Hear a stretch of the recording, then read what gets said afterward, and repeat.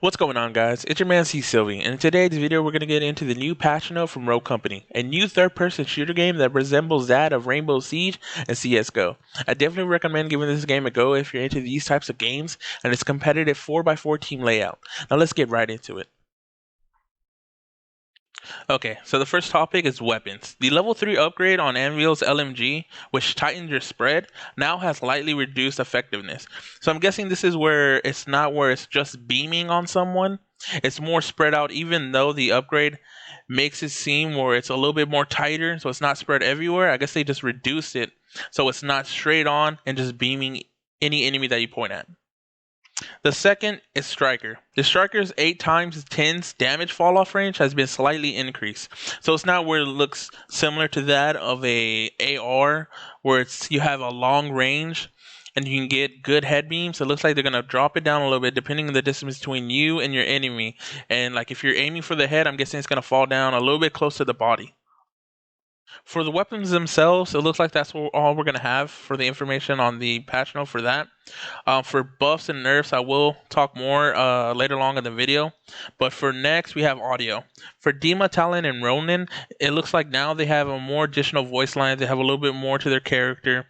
They have more talking time, I'm guessing, depending on either you're loading in into your loadouts or into firefights. Not really sure. It doesn't really describe on where that voice lining is going to come into, but for a character on and off, I feel like that's really good. It gives you a little bit more in depth to the character and their background. Now on to bug fixes. I really don't agree with this. If you do, please leave a comment if you do or not on your feedback about this. But it says that C4s that a player attempts to detonate mid-air will now detonate once it has landed. And I feel like that really is way too much time for an enemy to get out of there and have it not be effective when you need it to be.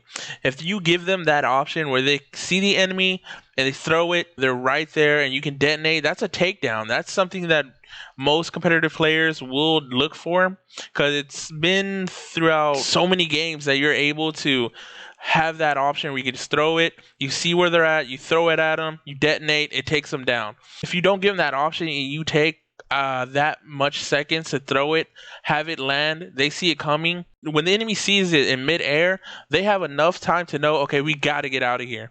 There's too much time between that and you hitting that button and having it land, then detonate. So I feel like that should be really an option for the player to have. I really don't see how that would affect the game. So maybe that gives you have to be more precise on where you throw your C4s. So if you see an enemy, you have to throw it real close range, maybe where it has to land on an area where it's not going to hit the ground. You have to land it on maybe on the walls.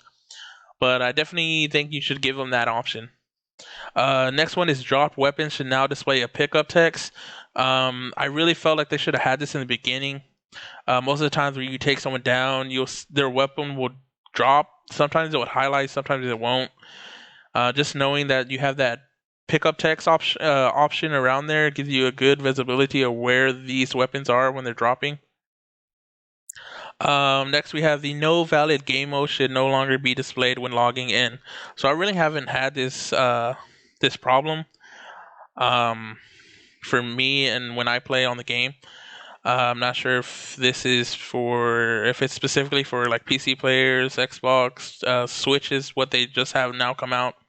I'm playing through PS4, so I didn't have this issue, but I'm glad they fixed it. Another one is fix a rooftop exploit and Fibulous. I'm pretty sure I'm butchering that name. Didn't really know there was an exploit on the rooftops in this map. Glad that they fixed that. So it's kind of upsetting that some places you can't get on top of, but some you can. But I'm guessing it's just a good balance on where these locations are. Next, we have players should no longer receive a party size limit error for game modes. I really don't think this should have been in the problem in the first place. It's just a 4 limit player game, so having this issue really doesn't make sense. But I know it's really in the beta stage, so there's always going to be different bugs and things that need to be fixed. So, I mean, there's that. Next, we have players' names should no longer appear as numbers. I really haven't had this issue. I've had it where it says no enemy player. I think that's what it says on some of these players that I play with. It doesn't really say their name. It doesn't look like I have that issue anymore, but I've never had the issue where they appear as numbers. And then finally on this, we have a fix an issue with the versus screen, which could result in a bad match.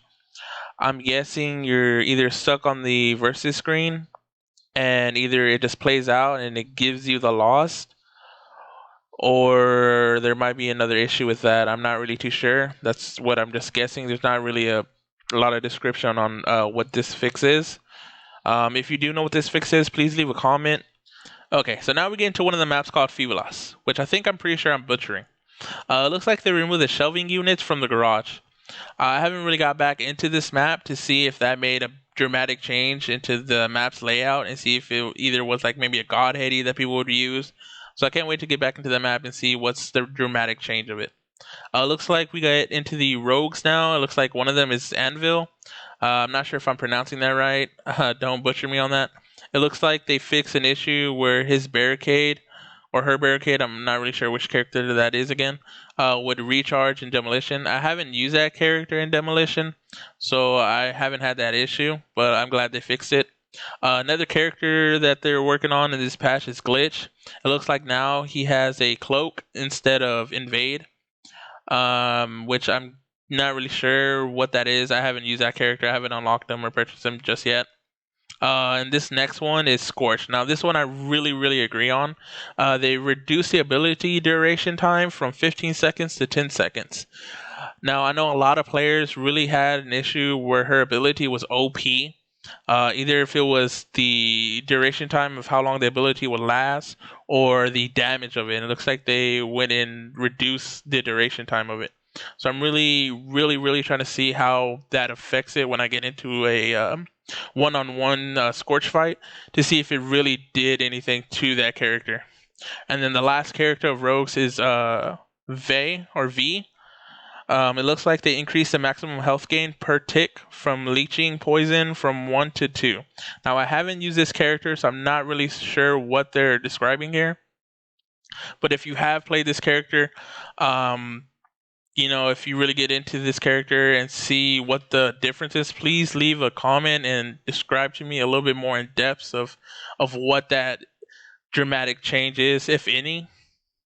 Another part of the patch note is gadgets. It looks like the radius for the flashbang has increased from 7 meters to 8 meters, which I really think that's a good upgrade. Because I know that flashbang really doesn't affect a lot of people when you throw it.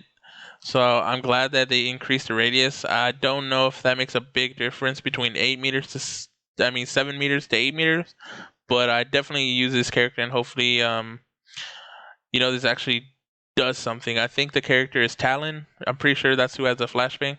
So I use that character a lot. So I'm really interested to see what this change from like 1 meter really does.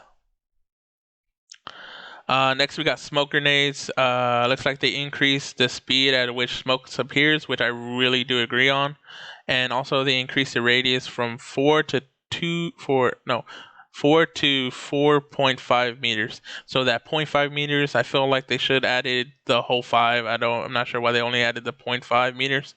I feel like a good meter is a little bit, where it should be at, but I'm really interested to see, that little 0.5 meter increase. It looks like in the full game, they're going to give you a deserter penalty, which is basically under 3 different categories. So either you are leaving the match early, you're AFK, or disconnected. Which I do agree of the first 2. If you leave a match early, not through disconnections, you should definitely get some type of penalty. If you're AFK, which they give you approximately 2 minutes, which I feel like you should at least give a minute and a half, not a full 2 minutes. They should be back doing whatever they're doing at that time. Then you should definitely get a penalty if you're being FK. For disconnected, I feel like you shouldn't be penalty. You shouldn't get a penalty for being disconnected. They describe it as a player who has disconnected for at least 15 minutes before the match ends. That I don't really truly agree, because if you get disconnected between any time of the game, may that be due to because either your Ethernet cable was either removed accidentally or your Wi-Fi goes out or what have you. You shouldn't get a penalty for that. I feel like that's out of your control. For the first two, if you leave a match early or you're AFK, that's under the player's control. I fully agree that they should get a penalty for that. But for being disconnected for a reason that you don't have any control under, it doesn't look like you should be penalty for that. So that I don't agree on. Now, on an interesting note about your penalties, it looks like they do give you 4 different times that you can do this. For the first time or first offense, it looks like they give you 10 minutes. I'm guessing for like a queue for your penalty. Second offense is 30 minutes. Third offense is 4 hours. Fourth offense is 24 hours. Now, this I feel like is very, very outrageous. I don't think they should put it for this long of a period. Now, coming back to the maps again, we have Osiris, which I'm pretty sure I'm butchering. It looks like they adjusted the spawn locations. That's one thing I really, really like about this company, that they're listening to their players. And I know that spawn locations on any game is really something that really affects the game on its own. So I'm really glad that they listen to their players and actually fix this. Another thing is High Castle. I haven't played High Castle, so I'm not really sure about that map. But it looks like they re-propped the top of the stairs. If you have played this map before the patch and after the patch, please leave a comment. Give me your feedback on, what was the big difference of the gameplay of that map. Now we get into one of the new maps that is coming out mid-August. It's called Vice. This map contains a new visual feature, and it's available in practice extraction and demolition. I haven't seen practice extraction inside one of the game modes. I'm not sure if that's going to be a new game mode with this map, or if it's in there now. I would have to look inside the game mode section to see if that's something that's coming out or that is already there. Looks like another new map, or not a map entirely. It's a shooting range. It looks like it's a practice range before you're going into your deployment, I'm guessing what's going to be called, for where you choose your loadout and you go into the map. It looks like this is going to either replace the loading screen where it shows your name and the character that you chose, which I really liked as a loading screen, rather than just a wallpaper. Maybe this might be, you have the option to either go into the shooting range, or you just have the option to look at the loading screen of, that visual of just displaying your character, who you are, and who your players are going to be. Another thing that we see here is Strikeout. Looks like the general for this is the bleed out rate increased from 9 seconds to 12 seconds. They slightly reduce the radius at which enemies influence spawns, and then it looks like they also slightly increase the radius at which friendlies which friendlies influence spawns. And then also you have Deserter AFK penalty system. This goes back to that whole system of your penalties. In order to provide a more fair experience for players, update 0.45 is what they're calling the patch note will be implemented a new system to discourage leaving matches early and going AFK. Please note specific penalties could change prior to beta based on the data and feedback. So this is something that they really are going to have a lot of feedback on, in my opinion. It looks like this is going to be something that really needs to be changed by your influence times that you get from 10 minutes to up to 24 hours. That's something that really needs to be brought down. But that's everything in this patch note.